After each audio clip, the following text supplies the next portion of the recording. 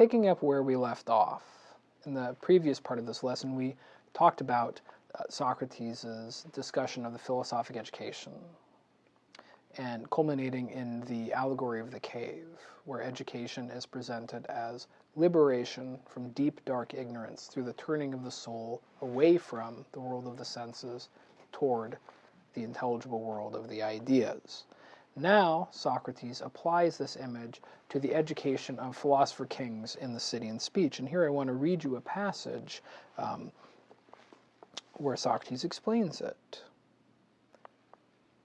Socrates says to Glaucon at this point, having finished the image, "Isn't it likely and necessary, as a consequence of what was said before, that those who are without education and experience of truth would never be adequate stewards of a city, nor would those who have been allowed to spend their time in education continuously to the end," that is, those who are only philosophers, "the former," that is, those who are uneducated, "because they don't have any single goal in life at which they must aim in doing everything they do, in private or in public," the idea of the good. "The latter," that is, philosophers who live private lives, "won't be good rulers because they won't be willing to act, believing that they have emigrated to a colony on the Isles of the Blessed while they are still alive." In other words, these philosophers won't want to rule because they're perfectly happy doing what they're doing, pursuing and contemplating the truth. They don't want to have anything to do with politics. And Glaucon says, that's true. And Socrates says, then our job as founders is to compel the best natures to go to the study which we were saying before is the greatest, to compel them to see the good and to go up that ascent. And when they have gone up and seen sufficiently, we are not to permit them what is now permitted. What's that? Glaucon asks. And Socrates says, to remain there and not be willing to go down again among those prisoners, or share their labors and honors, whether they be slighter or more serious. In other words, our job as founders is to compel them to have a philosophic education, and then to turn around and force them to put it to use in governing the community. And Glaucon objects to this, saying, what? Are we to do them an injustice and make them live a worse life when a better one is possible? To which Socrates responds with something similar to his earlier response to Adeimantus. He says, you forget, Glaucon, that the purpose of this philosophic education isn't simply to produce philosophers and then let them do what they want. No, our job as founders is to make a city that is happy as a whole, one that has good rulers, and the philosophic education is necessary for that. So, our job is to compel them to rule for the good of the city. And anyways, he adds, we won't be doing them a great injustice. We'll make this argument to them. Look, you philosophers, in any other political community, you exist against the will of the community. There's nobody in that community that actually cares about philosophy and wants you to be a philosopher. And so you don't owe those communities anything. But in our city, everything has been organized to make your education and your way of life possible. And that means, in a way, you owe us. We've done good things for you, helped you to realize your potential as a philosopher. In return, it's only fair that at least once in a while you take your turn at the helm and be in charge. And Socrates says this is a fair request to make of them, and they will fulfill this request because they're fair-minded. But he notes, they won't do it because they think ruling is something good. They're not like the rulers that Thrasymachus was talking about, that want to be in charge so that they can use their power to seize all sorts of good things. No, the philosophers don't want political power for that reason because they don't care about any of that stuff that tyrants and politicians are after. They don't care about the honors that the city has to offer. They don't care about power. They don't care about bodily pleasures. They don't care about wealth. What they care about is truth. And political power is not going to give you truth. So the way he puts it is, they rule, but they do it because ruling is necessary, not because they think it's good. They don't think that ruling is going to do them any good. It's good for the community. But for them, it's a distraction. It takes them away from what they want to be doing. They just do it because it's fair. And this shows in a way that, the philosophic life and the political life really are utterly different things. Socrates has just said that a philosopher living a private philosophic life lacks absolutely nothing in order to be happy. So ruling is not somehow the natural completion of the philosophic nature. Ruling is a distraction. They don't want to rule because they see that it is not good for them. They are compelled to rule and willing to do so simply because it's fair, not because it's good. And it turns out, funny enough, and this is something that I think a lot of scholars sometimes overlook, this unwillingness to rule is actually one of the chief qualifications that philosophers have for being in charge. Usually when philosopher kings are discussed, the emphasis is on, well, they're the wise ones. They have the knowledge. They're the experts. Therefore, they should be in charge. And that's certainly there. Socrates says, yes, they have the wisdom and they have the virtue.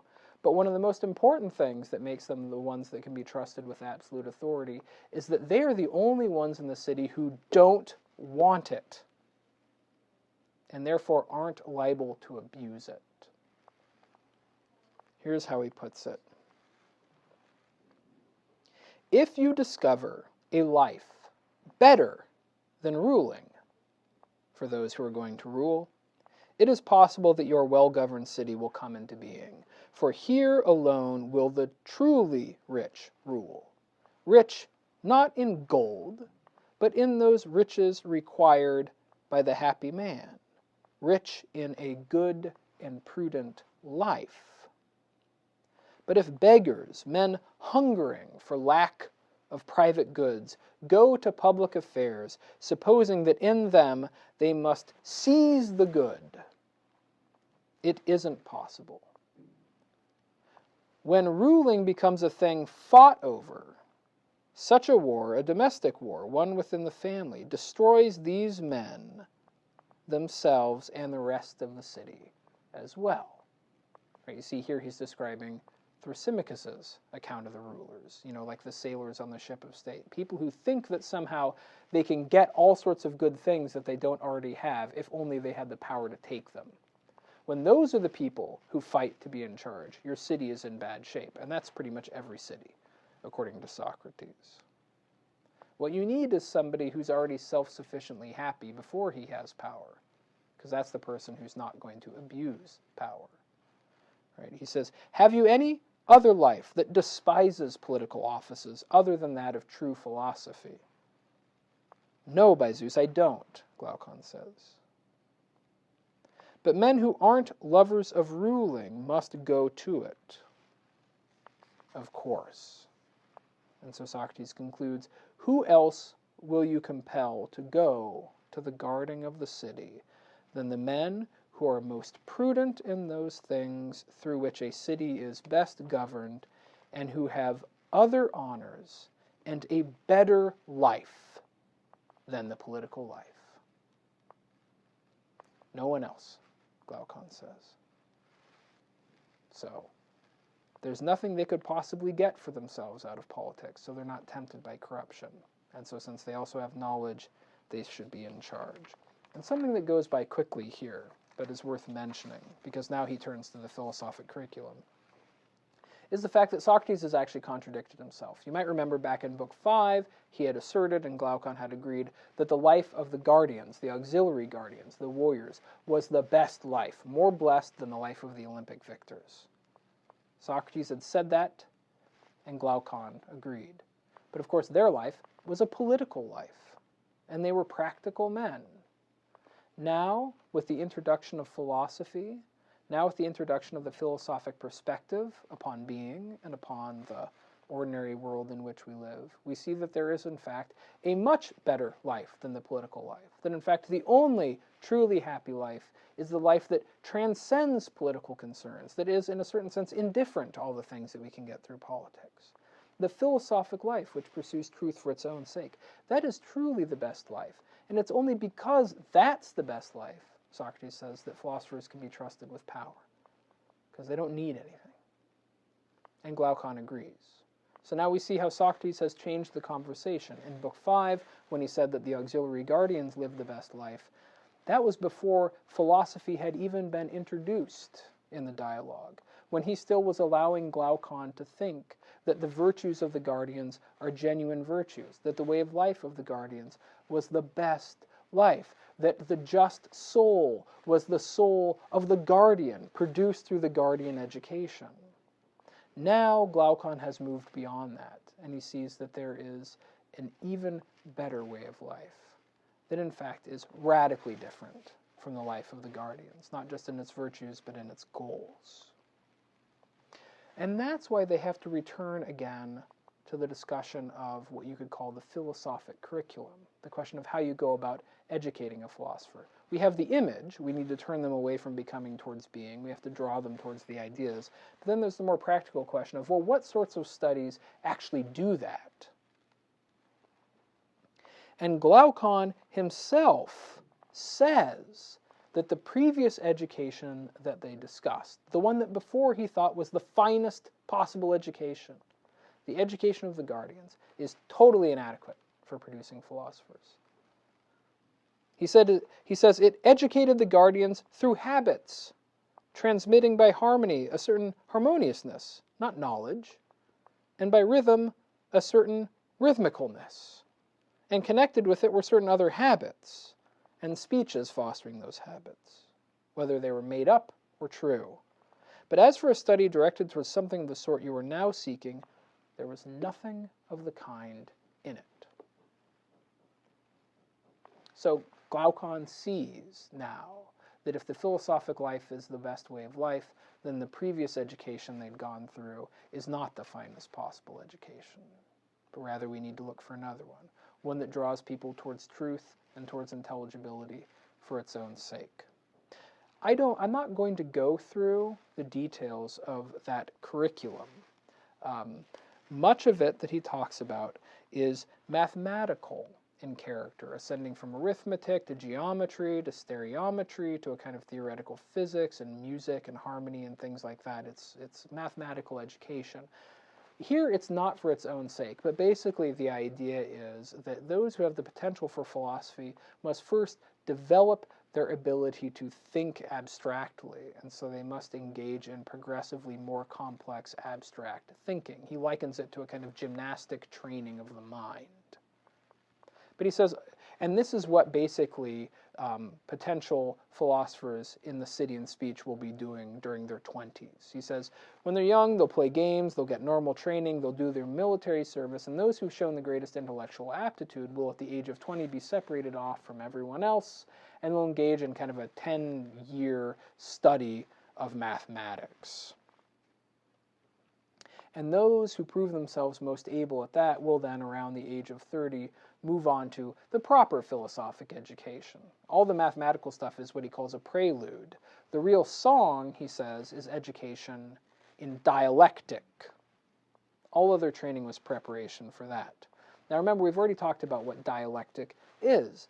The art or skill of having a conversation, meaning the ability to take opinions about things and cross-examine and investigate those opinions, test them for consistency, test them for false assumptions, test them for bad implications, and work your way to progressively more coherent opinions about things. Work your way to the truth through the investigation of speeches to find the essence or definitions or ideas of things. Right? And this ultimately relies upon the use of reason, not the senses. And math has been preparing them for this. But at the same time, Socrates says, dialectical training must not start until these potential philosophers have reached around the age of 30 because dialectic, unlike mathematics, is dangerous. Dialectic can corrupt young people. Why? Because dialectic undermines the traditional authoritative opinions that people have through cross-examination and refutation. But it doesn't, at least immediately, replace them with anything else other than skepticism. And he gives an image of this. He says, you think about someone, let's say you have what he calls a changeling child, somebody who's raised by a family believing that his adopted parents are his true parents. And he says, won't this son honor his parents, believing that they are his true parents? And won't he obey them and do what they say? Yes. What happens when this son discovers that those people who raised him were not his real parents, that he did not really come from them? Socrates says, such a person will begin to lose respect for his parents, not accept their authority in the same way he did before, and become more willing to ignore what they say and follow the promptings of others, say friends who are trying to draw them to do things that otherwise they wouldn't do. In other words, won't such a changeling child become less respectful of authority and more susceptible to corruption when he ceases to believe that his parents are his true parents? This is the image. And he says, a similar thing happens in dialectic. We are from youth onward raised to believe certain things about what is just and what is good and what is honorable. And these opinions, oftentimes embodied in law and given to us by authority figures, these are the authorities that we defer to. They are the authorities that we believe make us who we are. And we defer to them. We try to live up to the standards of our society, what it praises, try to avoid what it blames. Well, what happens when some person comes along practicing dialectic and refutes all these opinions and shows this young person what you thought was just isn't necessarily just, and what you thought was noble isn't necessarily noble, and you don't really know anything, and all these opinions, all these authoritative opinions that you've oriented yourself according to, you don't know if any of them are true. They seem all self-contradictory. What happens to somebody in that state, Socrates says? Well, young people in that state, oftentimes what they'll do, when those authoritative opinions that they've guided themselves by have been undermined, they will give themselves over to hedonism. Not knowing how to orient themselves, not knowing what principles to follow, they will pursue pleasure. Probably because pleasure is one of those things where you don't need to stop and ask yourself whether pleasure is good. Right? Pleasure becomes the obvious good thing to be pursued when you no longer believe that self-restraint and moderation and such things are actually good. So dialectic can corrupt the young. And this is a danger that, in effect, dialectic must court. There's no way to pursue truth for its own sake without cross-examining all opinions. This is an unavoidable danger in the philosophic pursuit. It makes youths lawless, Socrates says. So what you need to do is wait and not expose them to dialectic until they're older, around the age of 30, when they're more set in their ways and they have a more settled character, and you can be more confident that when exposed to this dialectical cross-examination, they won't simply just go wild and become hedonists as a result. They're steadily habituated. And of course, this isn't easy, because as Socrates also notes, people who are very settled and fixed in their ways oftentimes don't have a lot of dialectical aptitude because they're not interested in questioning things. So it's very tough. You have to have a stable, settled character that you can trust, and at the same time, they need to have a fiery intellect that wants to pursue truth for its own sake. And those are two very hard things to put together. Socrates says, though, in our city, we have to find a way to do this. So what he says is that those who prove most able in math will move on to dialectic, and for a number of years they will undergo dialectical training. Not complete. They won't ascend to knowledge of the good. Instead, they'll increase their intellectual powers and engage in dialectic. And then around the age of 35, they'll be taken away from that, and they're going to have to go serve the city for about 15 years. You imagine as sort of administrators and judges and things like that. So they have to do about 15 years of public service. And then once they're past their physical peak and they've reached about the age of 50, then they can return to and complete their dialectical education and ascend to the idea of the good. And then for most of the rest of their lives, they'll just live private lives as philosophers. But every once in a while, they'll be called up to be in charge for a certain period of time. And they'll do it, even though they don't want to, because they recognize that it's fair. For the most part, their lives will be given over to philosophy. And that's the curriculum for the philosophers, or dialectic investigation. What's very strange is that at this point, Socrates then adds a very brief discussion for the last time of how such a city could be possible, where basically what he says is, okay, so once we have philosophers like this, all we need to do to found the city is the following. We just need to convince the parents in a city, right, to hand over all their kids, 10 years of age or younger, to the philosophers, so that the philosophers can mold and educate them. And everybody who's older than 10, since they've already become kind of corrupted by other ways of doing things, everybody who's older than 10 then has to be banished to the countryside. And the philosophers will take all the kids and mold them, and that will form your city. And this would be the easiest way to found your city. Basically, in effect, convince parents to give up the thing that they value more than anything else in the world, hand it over to a philosopher, and go into exile. Not going to happen. Right? This is an impossible founding of a city. And it's impossible or highly unlikely in one other way that's worth mentioning, which is, remember, Socrates had already shown at the end of the discussion of the allegory of the cave that philosophers don't want to be in charge. If they could get out of being in charge, they would. So who's going to force these philosophers to persuade these parents to give their kids away and get lost? The philosophers don't want to persuade anybody to put them in charge. And nobody else wants philosophers to be in charge. So you see, the gap between philosophy and the city remains unbridged. People don't want philosophers to be rulers. Philosophers don't want to rule. That's basically what Socrates has said. So in other words, this city and speech, this best regime, is not going to happen. It's not a genuine possibility.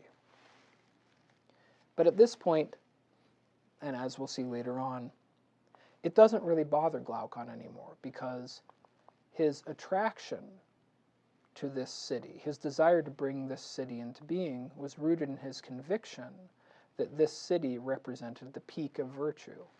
Now he sees that the best, the most truly excellent human life is the philosophic life, which is necessarily a private life, and also which is a life that is available to people even when they're not in the best regime. Right, so his highest aspirations for happiness, in other words, Glaucon now believes the highest form of excellence can be attained and realized without the need to bring this city into being. So its impossibility no longer truly bothers him. Let me say a few more things by way of conclusion for this lesson. We've seen now that the harmony between philosophy and the city that was initially proposed when Socrates announced the need for philosopher kings does not really exist. People don't want to be ruled by philosophers. Philosophers don't want to rule the people.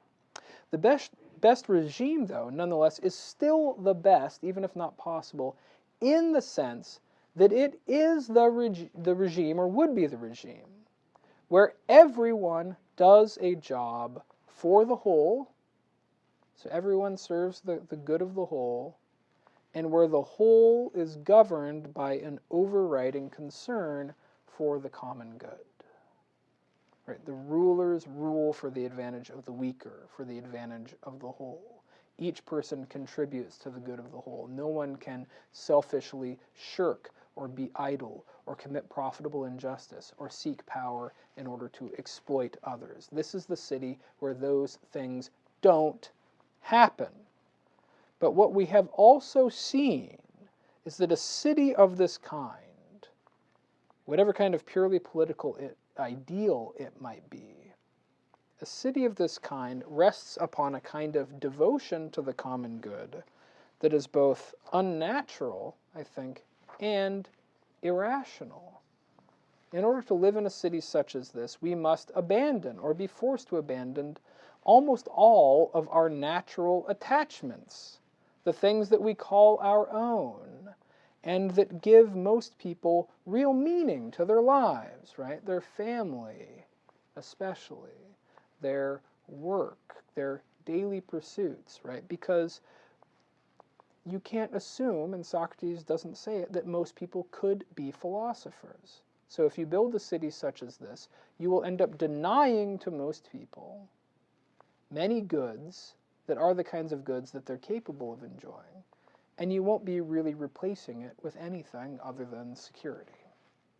So it might not be worth it. It's certainly not natural. It seems that there are many aspects of our nature that aren't necessarily bad, but that will be deprived in a city such as this, especially among the guardians, who really have nothing except their service to the city, a city which itself is built on lies. But this kind of devotion is also irrational in the sense that philosophers, who are reason incarnate, the most rational of human beings, would not choose to found and live in a city like this. The philosophers do manage to transcend the love of one's own that characterizes most people and that oftentimes drives them to injustice or to do bad things.